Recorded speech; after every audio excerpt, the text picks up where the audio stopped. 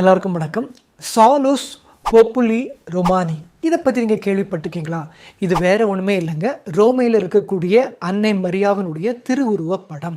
இந்த சாலுஸ் போப்புலி ரொமானி இதனுடைய அர்த்தம் என்ன அப்படின்னா, protectors of the Roman people, அதாவது ரோமை மக்களினுடைய பாதுகாவலி.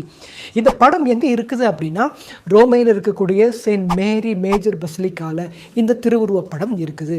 இந்த படத்தினுடைய முக்கியத்துவம் என்ன அப்படின்னு பார்க்கும்பொழுது, இந்த திருவுருவப் படம் நற்செய்தியாளரான புனித லூக்காவால் அன்னை மரியா, யோசேப்பு, இயேசு வாழ்ந்த இவங்களுடைய வீட்டில் இருந்த ஒரு மரப்பலகையில் தூய லூக்கா இந்த படத்தை வரைஞ்சிருக்கிறாரு. கிபி 593 ஒரு மிக பெரும் கொள்ளை நோயால் ரோமை நகர மக்கள் பாதிக்கப்படுறாங்க. அந்த சமயத்தில் திருத்தந்தையாக இருந்த திருத்தந்தை பெரிய கிரகர் என்ன பண்ணுறாரு அப்படின்னா, ஒரு பெரிய திருப்பவனில் அந்த திருவுருவ படத்தை தன்னுடைய கைகளில் தாங்கி ரோமை நகர வீதிகளை நடந்து போகிறார்.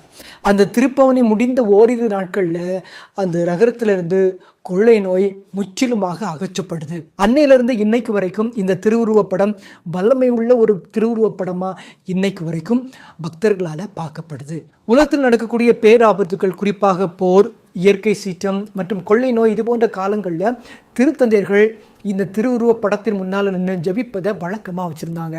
இன்னும் சொல்ல போனோம் அப்படின்னா, திருத்தந்தை பிரான்சிஸ் அவர்கள் 2020 அது கோவிட் பெருந்தொற்று காலத்தில் வெறுமையாக கிடந்த ரோமை நகர வீதிகளில் நடந்து சென்று இந்த திருவுருவப் படத்தின் முன்னால் நின்று ஜபிச்சது குறிப்பிடத்தக்கது. திருத்தந்தை பிரான்சிஸ் அவர்கள் வெளிநாடுகளுக்கு திருத்தூது பயணமாக செல்வதற்கு முன்பும் போயிட்டு வந்த உடனேயும் இந்த திருவுருவப் படத்தின் முன்னால் நின்று ஜபிப்பதை வழக்கமாக வச்சிருந்தாரு. ஒவ்வொரு நாளும் இந்த திருவுருவப் படத்தின் முன்னால் நின்று ஜபிப்பதற்கு நிறைய மக்கள் பல நாடுகளிலிருந்து வந்து குவிந்து கொண்டிருக்கிறார்கள்.